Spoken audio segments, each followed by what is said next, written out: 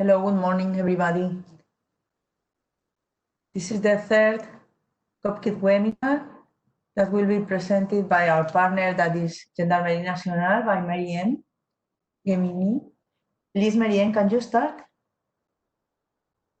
Yes, sure. So is everyone here? Can we start? Sorry, can you hear me? Yes, I can hear you. Okay. I'm checking. So, let me check. There, yeah, I think you can start. Okay. So good morning, everyone. Welcome to this webinar and thank you for being here today. My name is Miriam. I am an engineer working at Gendarmerie Nationale on the COPKIT project. And I am here today to host the third webinar of a series of webinars organized by COPKIT for law enforcement agencies and other relevant project stakeholders. Today's session will be about the Secure Testing Lab, a platform that provides a safe and secure environment for testing and evaluating new methods over law enforcement data. So before we begin, I would like to tell you that at any time during the presentation, you can use the question and answer box to send your questions, and at the end, we will have a Q&A session and we will try to address them.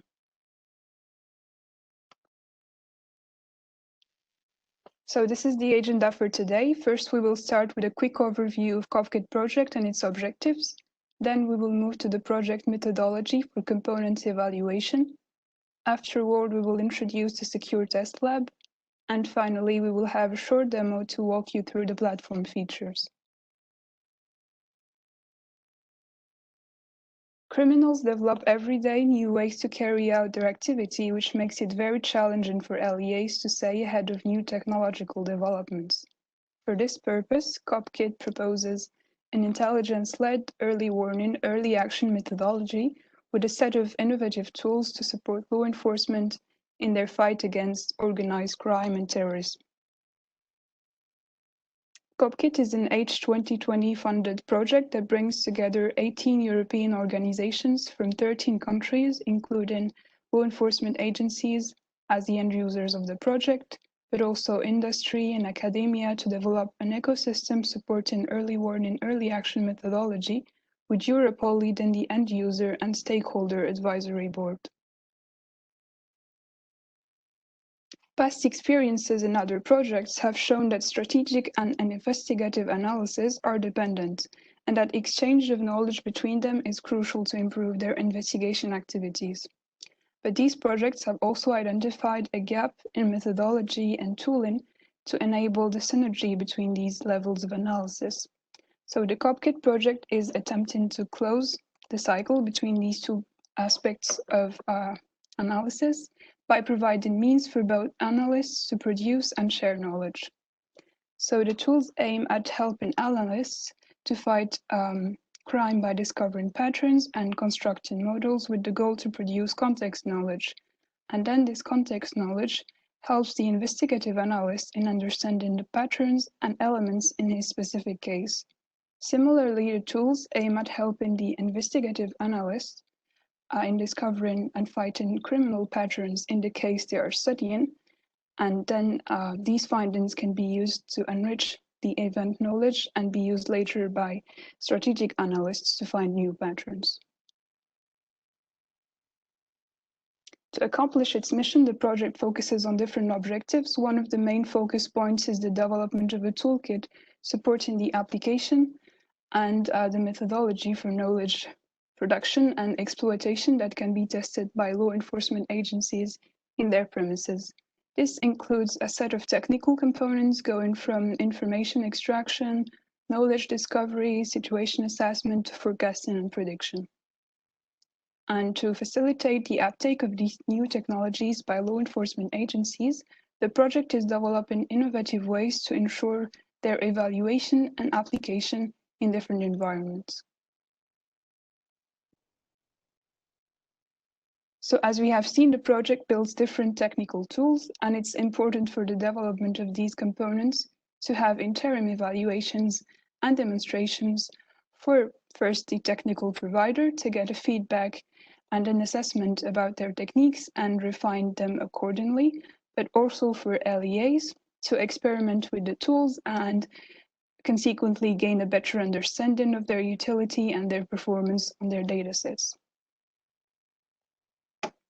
To achieve this, COPKIT has developed two different labs, the validation tests and evaluation environment, which is a facility for lab tests and evaluation workshops by LEAs.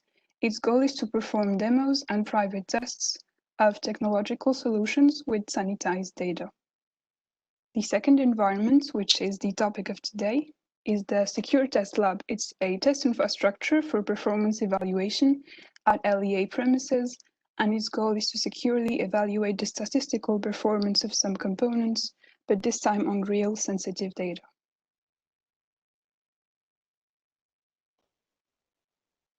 So this tool was introduced to solve a common issue that brings loss to both sides. First, the limitation to the adoption of new data analysis tools by law enforcement agencies, which is due to the sensitivity of the data that makes it very difficult to perform tests and evaluate the performance of vendors' tools on LEA datasets.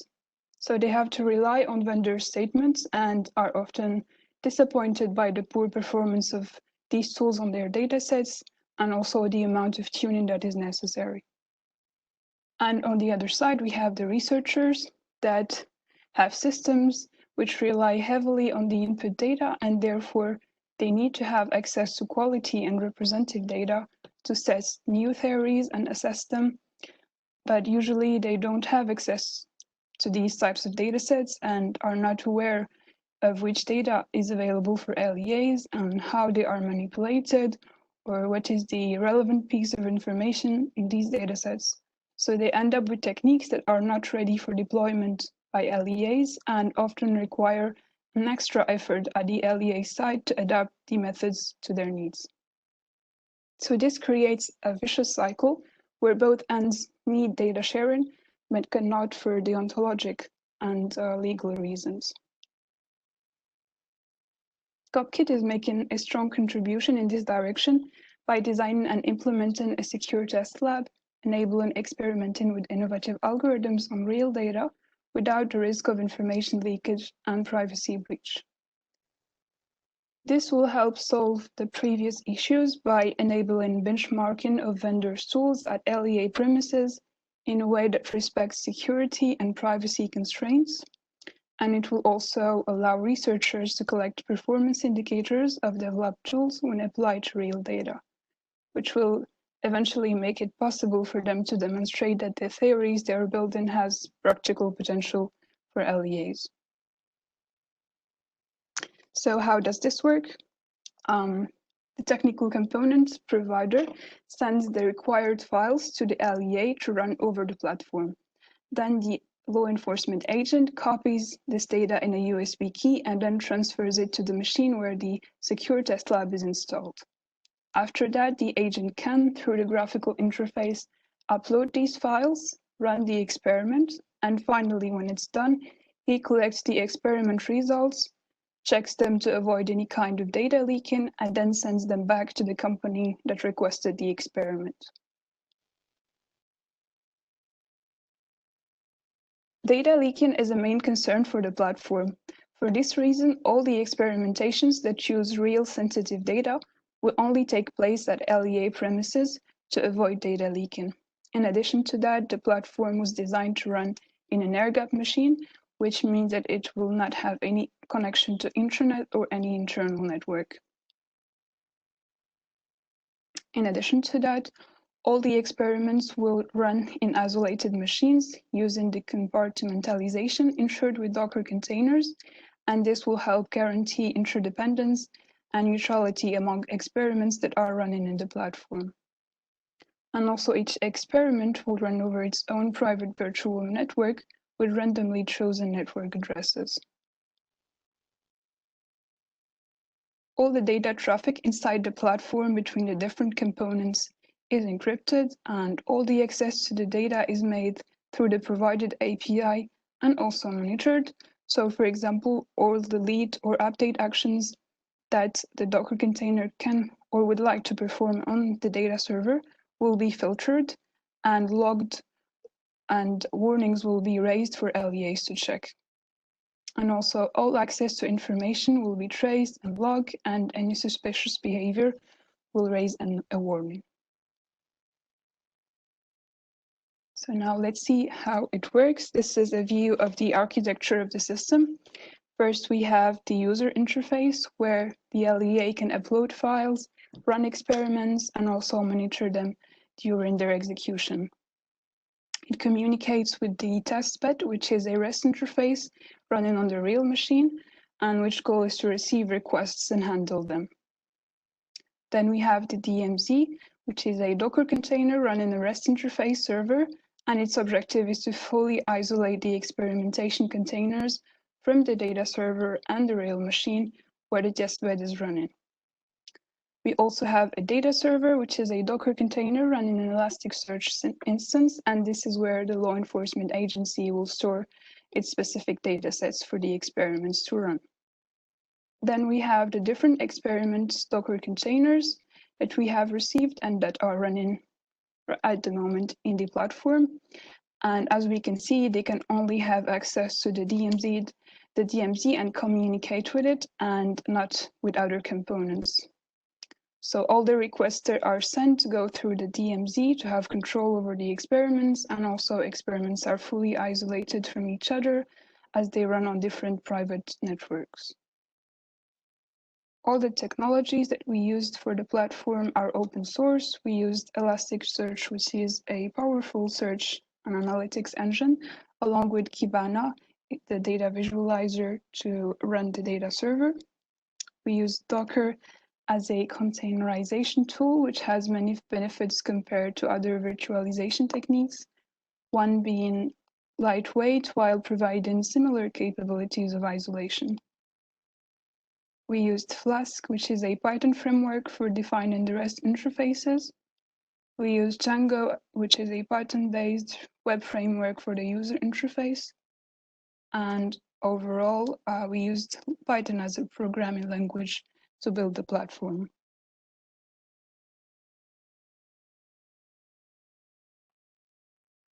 So if an LEA and a technology provider are interested in running an experiment over the platform, they need to have a common reflection to decide if the technological component can be evaluated using the platform. So the first question to ask is, can the tool be evaluated using the Secure Test Lab? As of now, the STL is valuable only for components that don't require any human interaction and that have an internal process that can run alone. So this is the case, for example, for artificial intelligence classifiers, but not for components that have a UI that requires an interaction from the human user. And if the answer to this question is yes, then the LEA and the partner can proceed and then should discuss which data is available to LEAs and is it suitable to run during the experimentation, and also ask what is the mapping of the data that will be used so that the technical partner can adjust his code according to the format of the input data.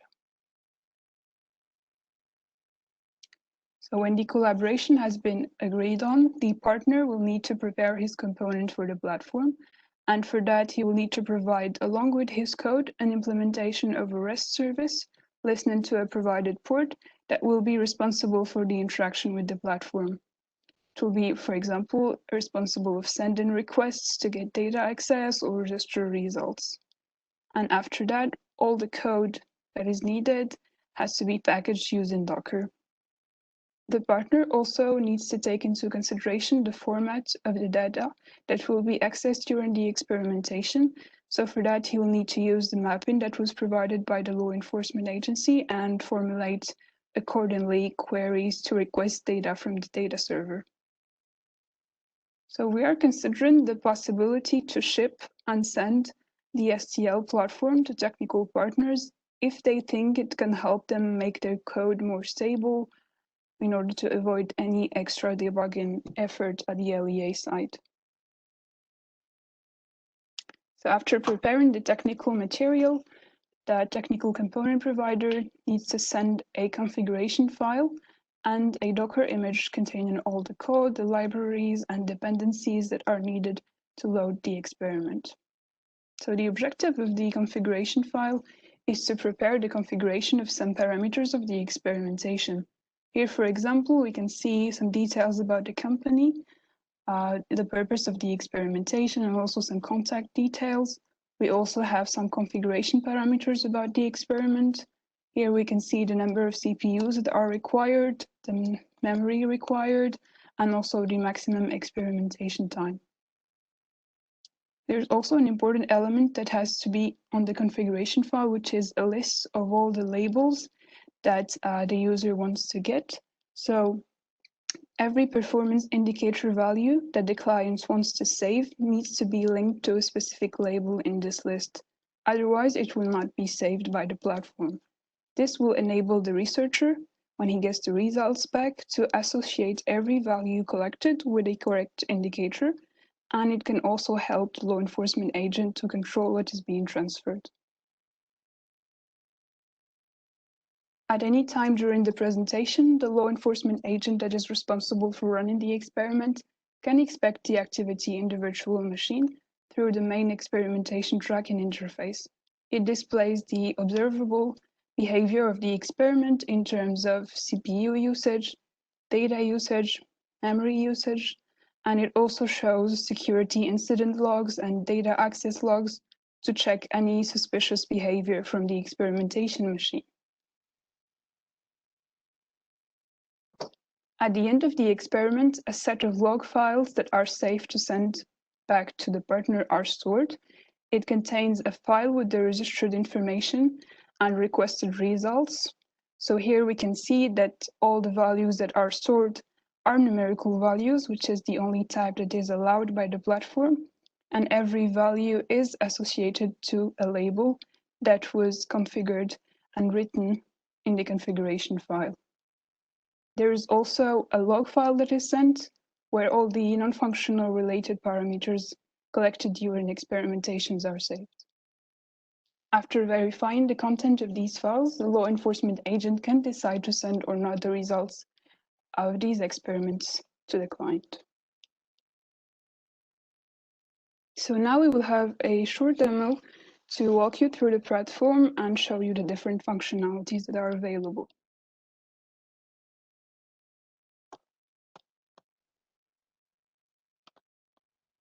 So this is the default screen of the platform's user interface. It shows the status of the host machine, and here on the top we have different information about the machine. Here we can see the process architecture, the machine name, and also the OS version. It also shows the status of the real machine from the start of the platform. Here, for instance, we have a graph showing the CPU usage in real time from the moment we started the platform. And on the right, we have a similar graph for disk usage status. And below, also the memory status.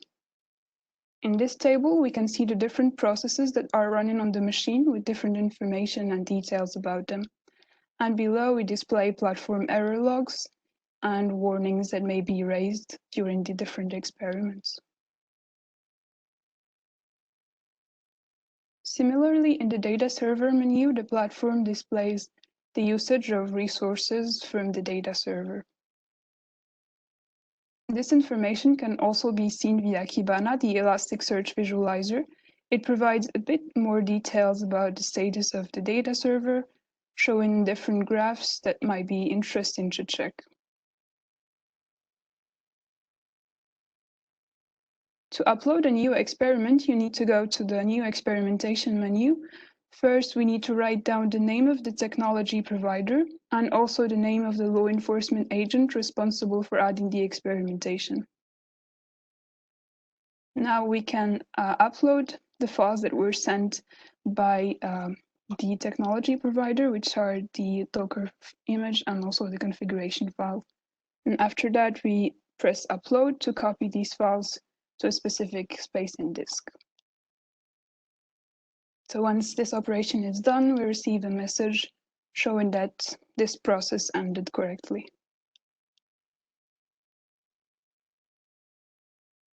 So to run an experimentation, we need to upload it first, but once it's uploaded, we have the choice to execute it directly or save it for later.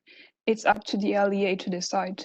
So here for the demo, we'll just run it right away. So we click Start Experiment. We use default upload, which means that we will run an experimentation using the files we have just uploaded. This process may take some time, so meanwhile, we can check here on the right if the information that was provided is coherent with what the LEA expects. For example, the company name must be the same as the one on the configuration file, otherwise the experimentation will be considered invalid. So it's just a check to avoid running a different experiment. So now we're notified that the experimentation is running. If we go to control execution, we can have access to the status of the running experiments and the ended ones. Here we have only one experiment that is running at the moment. So if we click on it, we can have a view of the experimentation status. We are directed to this page, which is similar to the dashboard we have seen at the beginning of the demo. It shows statistics of the experimentation, where all the information is on real time. And we can also switch between the virtual machine and the real machine to compare between them. So all the information that is displayed here can help to know if the experimentation is consuming too much resources, as this will affect the other experiments that are running in parallel. It can also help to evaluate the computational efficiency of the method that is applied, because a technique might be very accurate and give the exact answer we are expecting, but if this method is taking too much time to output the result, or if it requires a lot of memory or high processing power, then it's something to be taken into consideration and something that law enforcement agencies need to know as it's part of their evaluation. So here below, we have the different warnings and errors that are raised during the experimentation. If different experiments are running at the same time, if we click here, we can view all of them and choose to view the status of one, but here we only have one experiment that is running. Now back to the control execution, we also have the option to stop a running experiment. If, for example, it's consuming too much resources and it's affecting the other experiments, maybe it's taking too much time, or perhaps it has a suspicious behavior that we were notified about from a previous warning, maybe trying to get access to something it's not allowed to. So we still have this choice to stop it at any time.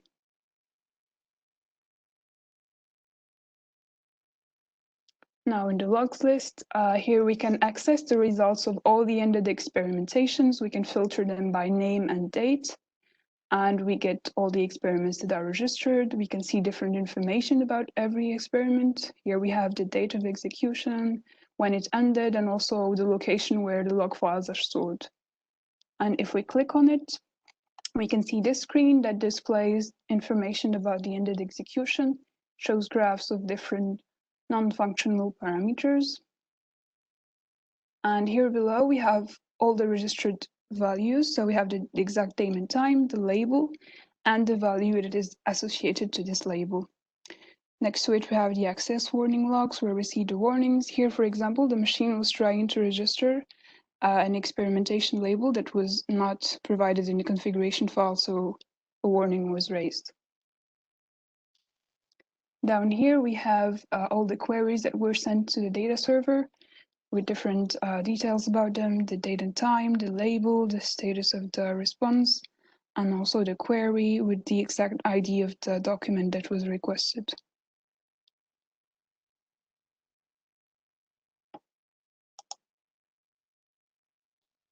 Now back to the logs list, the LEA can click on the link logs emplacement and we'll go to this repository where all the log files about the execution are stored, and also where the original configuration and Docker image are saved as well.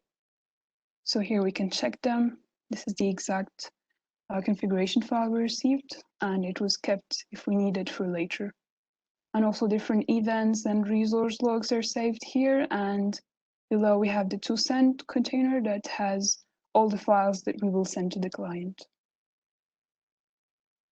Now back to the dashboard, We can see here below the registered access warnings with different information.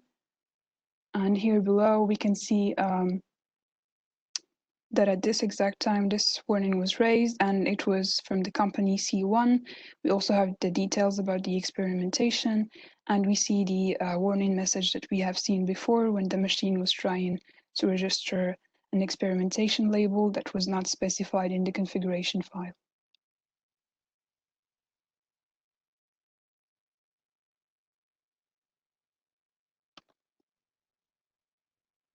So as we have seen, the platform enables to perform a qualitative and quantitative evaluation of the technical components on real data, but at law enforcement agencies at their premises. And as of now, the platform only allows to assess the performance of specific components that rely on a statistical analysis, such as artificial intelligence classifiers. But we are currently working on extending the capability of the platform to enable a qualitative evaluation of the components by giving the possibility to law enforcement agencies to access, if the tool includes it, a web interface and directly interact with the technical components with their data sets and also visualize the results of the application of the method. So the tool has a real potential to facilitate the technology uptake by LEAs by enabling to have collaborative projects where interim tests performed by law enforcement agencies will help technology providers to improve their methods. And it will also facilitate and reduce the dependencies of LEAs on vendor statements. The goal is to later package and distribute the platform to other partners, LEAs in the project, and this process is currently under discussion.